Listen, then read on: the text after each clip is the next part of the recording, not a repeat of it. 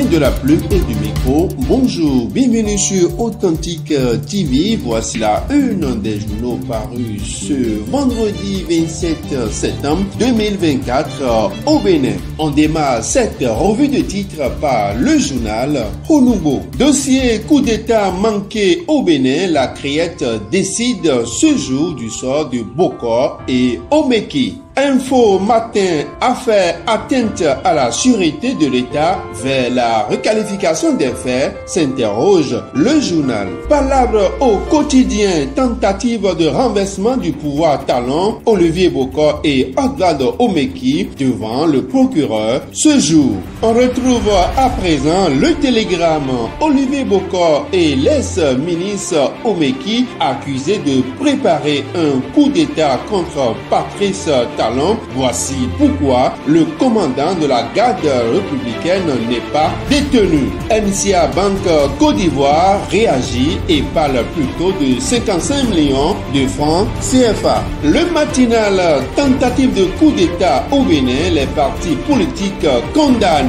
Liaison à tort avec les prédictions du TOFA 2024. Du coin info, affaire coup d'état déjoué, des clarifications de la MCA qui relance les débats. Le journal OHO, supposée création d'un compte bancaire en Côte d'Ivoire pour financement d'un coup d'état au Bénin, MCA Groupe Côte d'Ivoire contredit Métonou dans sa déclaration. Olivier Bokor est-il capable de marquer son ami à ce point, s'interroge le journal. Nécessité de remettre le leader à sa famille. Le potentiel à présent, tentative de coup d'état et arrestation des présumés auteurs. Olivier Bokor, un dinosaure, chute en plein vol. Oswald Omeki, une carrière politique ruinée. La reconfiguration de la classe politique activée. Les pro-OB désormais sans toit et livrés aux intempéries. Des détails à suivre à la page 3 du journal. L'affiche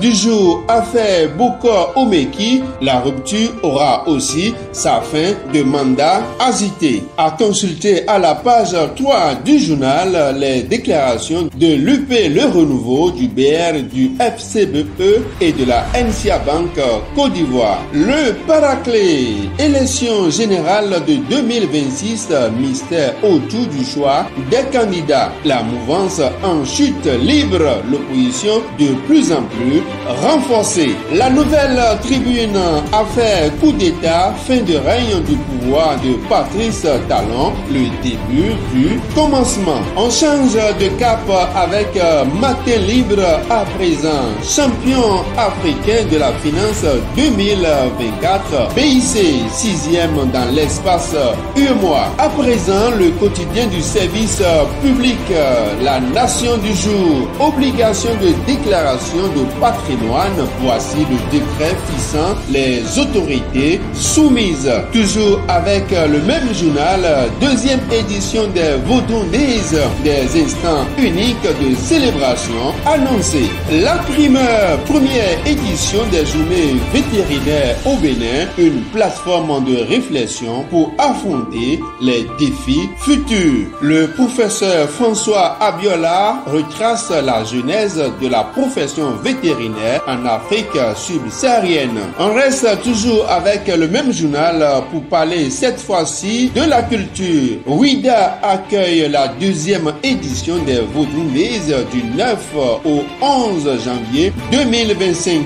3 jours de célébration de l'art, de la culture et de la spiritualité vaudou. Décryptage info, non paiement des devises dans l'espace UEMOA. La CEDEAO perd plus de 8 milliards de dollars en devises entre 2022 et 2023. Le pays émergent, coupure prolongée de l'énergie électrique à Ménotin et Kindonou quand la SBEE et ses agents incapables et incompétents se moquent de la population. Qui des préjugés créés aux abonnés, Patrice Talon doit interpeller ces cadres qui gèrent cette structure. Les nouvelles du jour. Prix du gouvernement ouvert local, les 5 meilleures communes du Bénin distinguées. L'informateur Vaudouné 2025 s'est calé pour les 9, 10 et 11 janvier 2025. On referme cette